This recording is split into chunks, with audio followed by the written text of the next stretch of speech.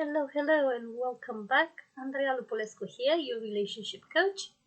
And due to some feedback that I got, I decided to do a video about how to outsmart a narcissist and how to overcome them.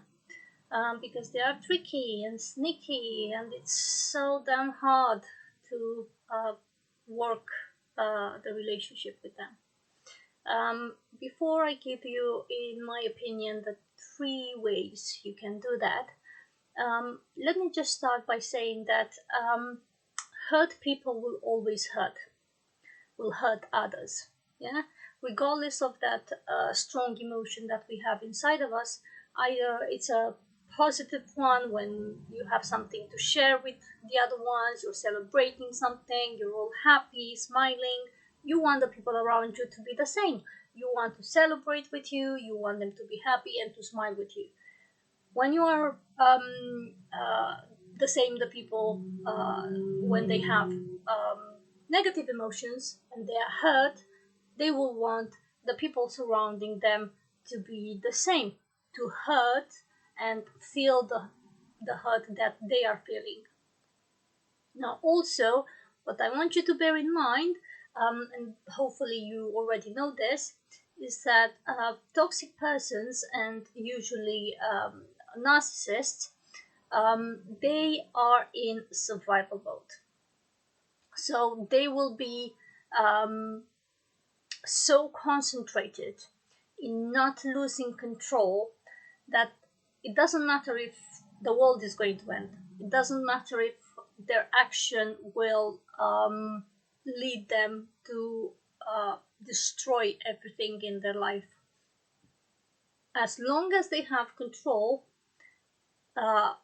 it's good enough for them, because that's what they want. They project everything on outside. Nothing is their fault, and they want control over the other people's actions and everything, feelings, and so on. Now, I saw, can't remember where I saw this, but it was a very, very good metaphor, and I think it sums up the relationship with a toxic person, which is the following one. If you take a frog and you put it in boiled water, the frog will jump. The heat, the pressure, everything else, the survival instinct of the frog will kick in, and they will jump. On the other hand, if you take the same frog and you put it in cold water, but you're heating that water up to a boiling point, the frog will stay there. The frog gets used to the environment and it will stay there, and the survival instinct won't kick in. And I really like this metaphor because it's basically what happens in a toxic relationship. Everything is nice and good at the time. At the beginning, there's no major incidents, but somehow in time you get to that boiling point where you're looking back and you're in that, how did I ended up here? What happened to us? What happened? Why am I here losing control of my mind, of my emotions, of my life? And basically that's what happened. They heat the environment around you to that point where you're almost self-destructing. Now, before I give you the 3 ways, one last thing I want to say is that no toxic person can build on guilt-free or shame-free person. We have our own wounds that we haven't healed, and that is their way in. And we should all take the opportunity to evaluate ourselves and take that self-healing to the next step. So, first thing that we can do, and first way that we can outsmart a narcissist or a toxic person, is that we need to agree with them. You heard me right. Just agree with them. You're lazy. Yes, I am lazy. Oh, you're a terrible cook. Yes, I am a terrible cook. Because when you agree with them, what they're going to do next? They're going to start an argument again. Why are you agreeing with them? But when you are agreeing with them, you need to do it in a very unemotional way, with no sarcasm, no sort of reaction from you, because that's what they want. Yeah, they are provoking you because they want a reaction from you. When you're going crazy and ballistic, they are calm. When you are calm, they're going ballistic. Yeah, and that slips into the second way you can outsmart them, which is to reverse the mirror. Yeah, because usually narcissists in general will reflect everything on you. Yeah, so if they say, oh, you're lazy, you haven't done anything today, and you're so lazy, you're not doing anything, and I have to do everything for you, and you're going, yeah, I agree with you, I am lazy, what are they going to say? Oh, so now you're mocking me, and yeah, you're talking back and so on, and you don't have any respect for me. Just turn around and say, well, I see you are angry about this. Why are you angry about this? And when you put that mirror in front of them and you're forcing them to look at themselves, why are they reacting the way they are reacting? They're not going to like it. Now, these two ways, if you are in a physical abusive relationship, I do not recommend, because um, it will make them angry, it will make them uncomfortable, and you don't want to suffer the consequences. So don't do this if you know they're uh, predisposed to get physical with you. Okay, you provoke that rage in them. Yeah, and after you say that, just keep quiet. Don't say anything else, just let them talk. And if you see that they are still in that rage, just say, well, I can see you are upset, I can see you are angry about this, I'm just going to go and do the dishes, or uh, clean the hoover, or go outside if you're not in lockdown and you can go outside, just to make an excuse and leave. This way they will leave you alone. Yeah, also you need to, if you want and if you have the possibility, just say to them, oh, it's really hard for you to see the positive in anything, isn't it? Again, just reflect it back to them. Like, if I remember, for example, when we had to move with my ex-partner, and I spent like 2 days of reorganizing and putting everything together, and I didn't put a bag. I left it on the chest of drawers. It had some t-shirts, if I remember correctly.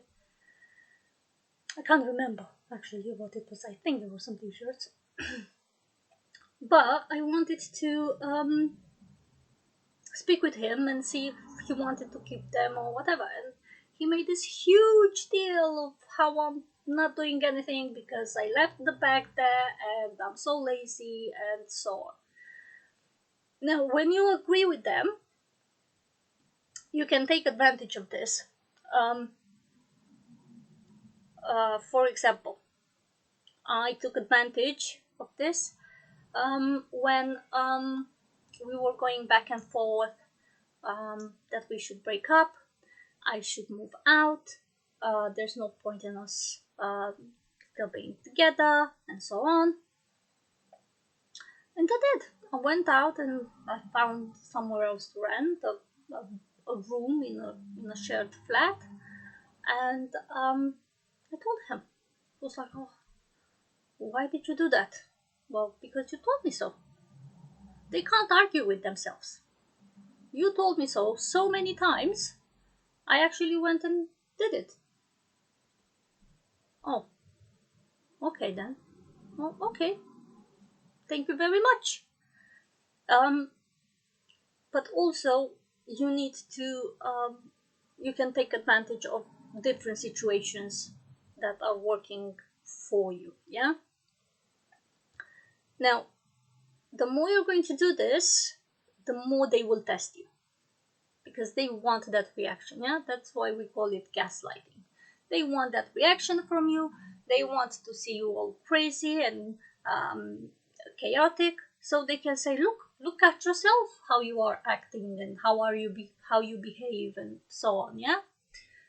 When you don't give them that, when you keep your posture, when you keep your emotions in check, and they can't do that, at one point, sooner or later, they will give up, because you're not giving them what they want. And when first things will get worse, because they start to see that they are losing control basically of you. Yeah, and they can't control you. But sooner or later, they will give up if you do this.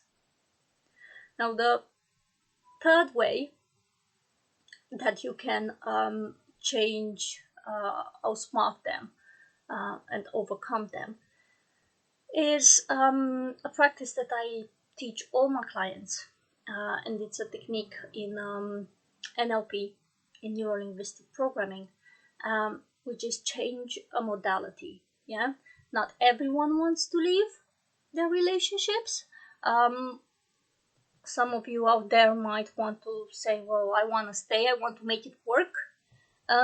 But some arguments can be really, really tough to go through, and you can change one of the modalities of your partner. What I mean by that, for example, you can imagine when they are talking that they are talking with a different voice, that they are talking with your grandmother's voice, for example, or a cartoon character, or someone in the movie. I don't know, something that you find funny. Or you can imagine a change of appearance. Instead of their usual appearance, you can imagine them in your grandmother's clothes. Now that's funny. I already start laughing when I put that picture in my mind. And when you're doing that, you are kind of dissociating yourself from the conflict, from the hurt that they're trying to inflict on you. And this way, again, they are losing control, because their words won't um, impact you as they want. Yeah. So it's really, really important to maintain your composure and control your feelings. Yeah, do not mock them. Do not be sarcastic or ironic or whatever, because that will only make things worse. But for your state of mind, once you change one of these two modalities, the way they talk or their appearance, or you can change even both, you don't get so affected. Once you get out and you get more control of how this works, you will be able to see things clearly, and you will be able to make a decision if you really want to stay in the relationship, or if you want to go, and if you want to leave. Okay. Now, besides the last one, just a quick recap. Yeah, agree with them, reverse the mirror on them, and change the modalities. These are really, especially the last one, it's a really, really powerful way to deal with what's happening in the moment. As I said, not everyone wants to leave, not everyone is prepared to leave. And unfortunately for us, we have this hope that they will change and so on. So if you're not there yet, it's not a problem, it's not an issue, but I really hope this video will help you how to cope better and how to outsmart them at their own game. In the meantime, if you have any comments, please leave them below. And if I can give you any advice, feel free to get in touch. And remember, press the subscribe button and the notification bell. Until next time, have a great day. See ya.